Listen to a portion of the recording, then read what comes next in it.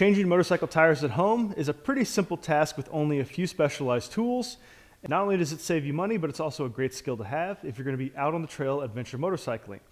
If you have a flat, you need to be able to fix it yourself, or someone in your party has to be able to fix it, because a lot of times roadside assistance just isn't available.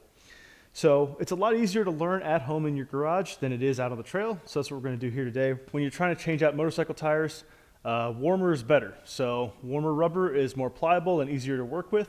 Go for a ride. That'll warm up the tire that's on the bike. And then the other tire, that's new tire, put it in the sun. So if it's a little chilly out, you can put it in a black trash bag, park it in the sun for a couple hours, and that'll get it nice and warm, which will make it a lot easier to install. After that, you're going to need to get the bike up off the ground so you can remove the rear tire.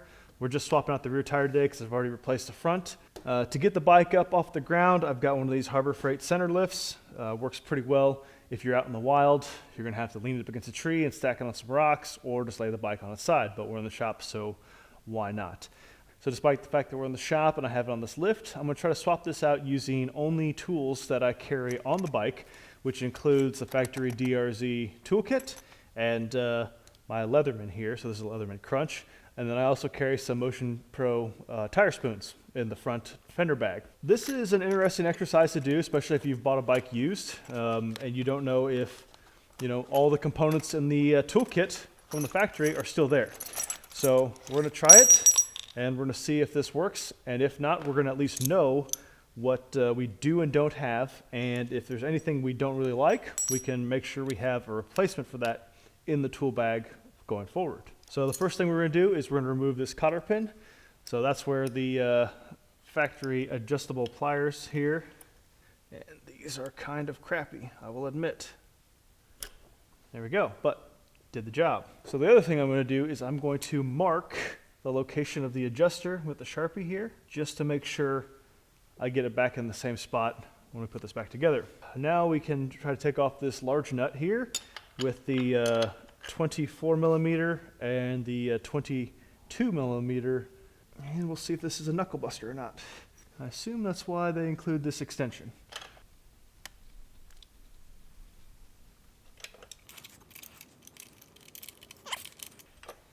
All right, so one adjuster comes off, slide the axle all the way forward here, take the axle out like this.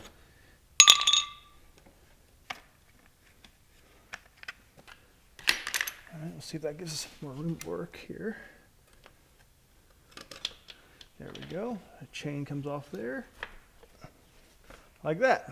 So quick reminder, this is a good time to clean up axle spacers or seals or replace anything like that. It's gotten dirty or nasty over the years from gravel, dust, and sand and whatnot.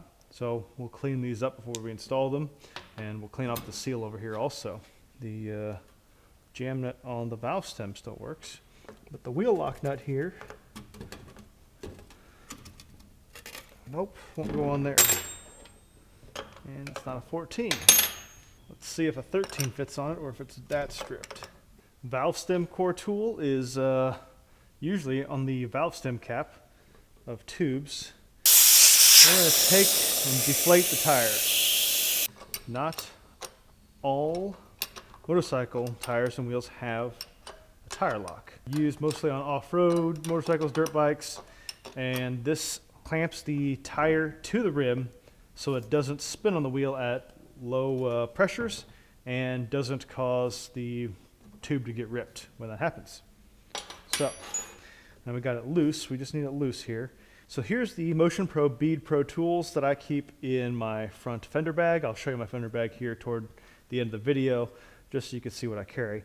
But these are the Motion Pro Bead Pros, and I like these a lot. Now, granted, I've never owned anything else for a motorcycle, but if you know something better, put in the comments below. I'm really curious to know if you got something smaller and lighter.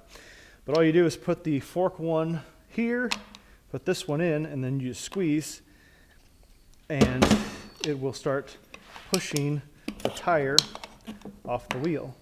And so you start working your way around,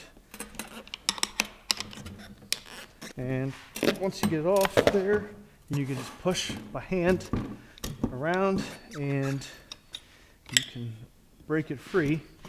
Broken that bead, I'm going to flip it over and we're going to break the bead on this side so that you can use these with tubeless tires. I've never really tried it with tubeless tires, but Motion Pro says you can do it. All right, so now we have to get this bead over the top of this wheel. Now, I bought this bike used. I don't know how old this tire is, so this may be a chore. And this is where a little soapy water can come in real handy. If you don't have soapy water, out in the field, a little spray can of WD-40 comes in really handy. And squeeze it down into the wheel like this, and then you should be able to get the first bite like this over the wheel.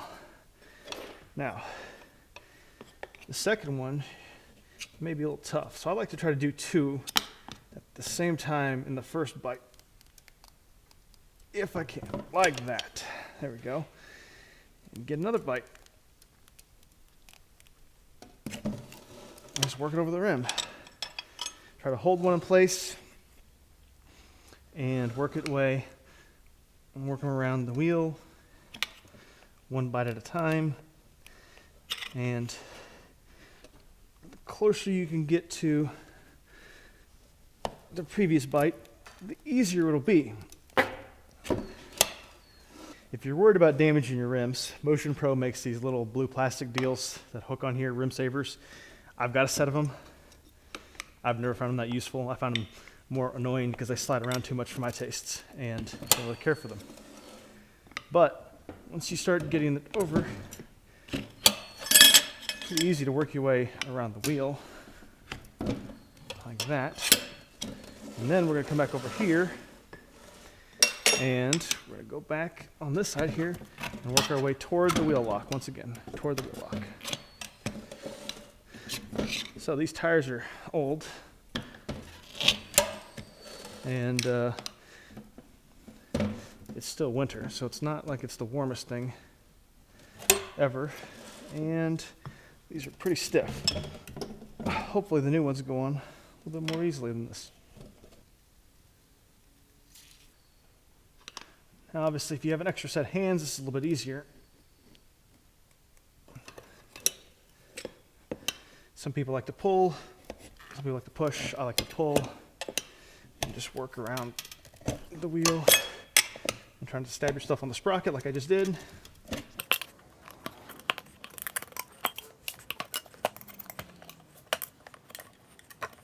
All right, so we've got the beads off both sides of the wheel here.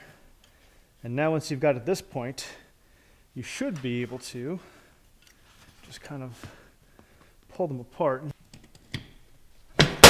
Like that. So here's the wheel lock I was talking about earlier. What happens here is the tire comes around here, and then you tighten this nut on the inside, which pulls this in and locks the tire to the wheel so it can't spin. Kind of like bead locks on a Jeep or a rock crawler, but this is the dirt bike motorcycle equivalent.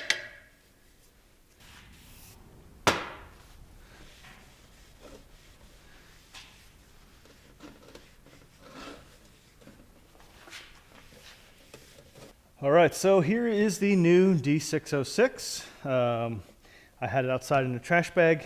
It's in the 50s or so right now outside, but I hit this with a temperature gun and it's 100 degrees or so. So it's warm to the touch from sitting in that trash bag in the sun, which will be much handier for getting it on this wheel. So first thing we're gonna do here is we're gonna put the wheel into the tire, kind of like we took the other one out. So this is one where a little WD-40 helps out a lot, or a little soapy water.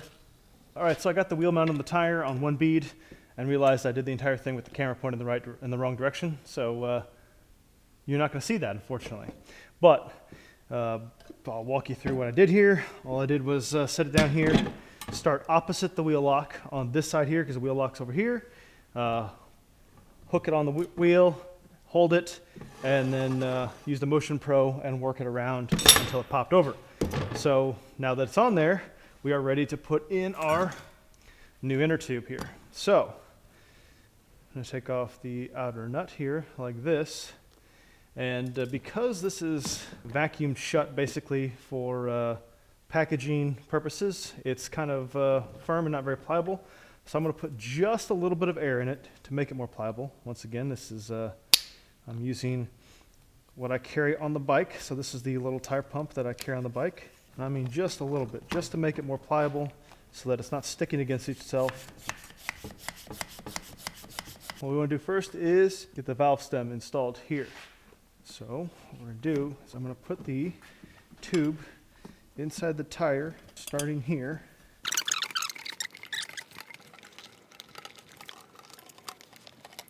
So once you get the valve stem poked through like that, which takes some finagling, it's hard to see, I apologize, we can get our jam nut started on it.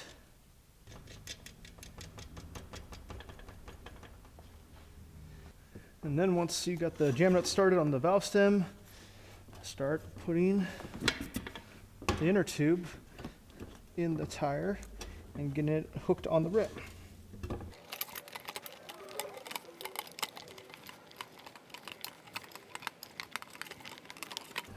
Now that the tube is in the tire, we can start working the tire back onto the rim. So on this side here, I'm going to start opposite the wheel lock. I'm going to throw some little WD-40 on everything just to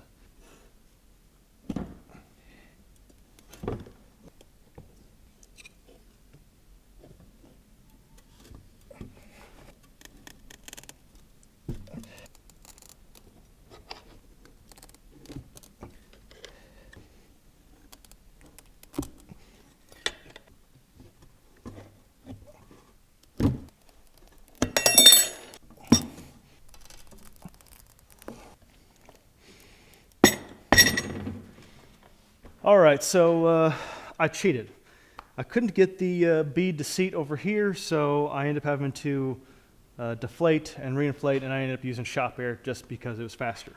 So if I was out in the field and I had to try to pump up the tire with this guy for real and seat that, I don't know what I would do. Might have to deflate it or inflate as much as I can and then roll down the trail and see if it popped out and seated. So I've got proper 8mm JIS style nut with a 12mm hex, so I can use the included wrench in the toolkit because there is no 13mm. So that's good to go. And so now we just have to put it back together. Cleaned up our axle spacers, put those back in here. That, and then we'll just sneak this back in here.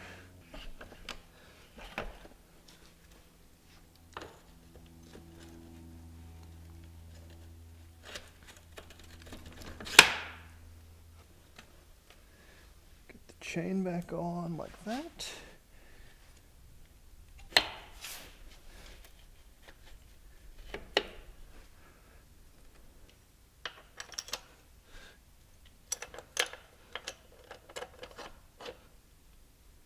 And we are going to install a new cotter pin here. I don't know if these are going to cut it. Nope. Of course those aren't going to cut it. But I do keep these on the bike, so I'm not cheating if I cut it with this.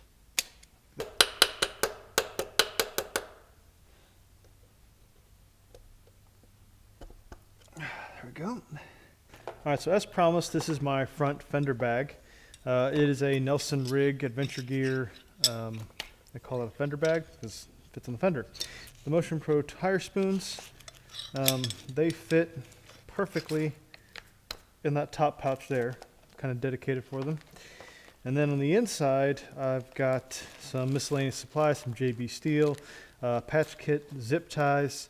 I also carry this tire pump, which now I'm questioning whether or not it's sufficient for this, but we'll put it back in there just because it fits, and that's a little bit hard to find.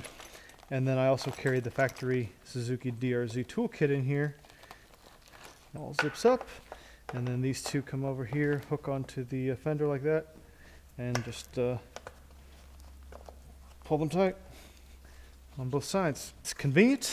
It's out of the way. The stuff is always there if I need it. I don't have to worry about packing it or unpacking it. The only thing that I don't put in here is the Leatherman. The Leatherman sits in a pouch up here on the handlebars. Well, thanks for watching. I hope you learned something, or at least were entertained by me struggling with this tire. Please like and subscribe, and we'll see you next time.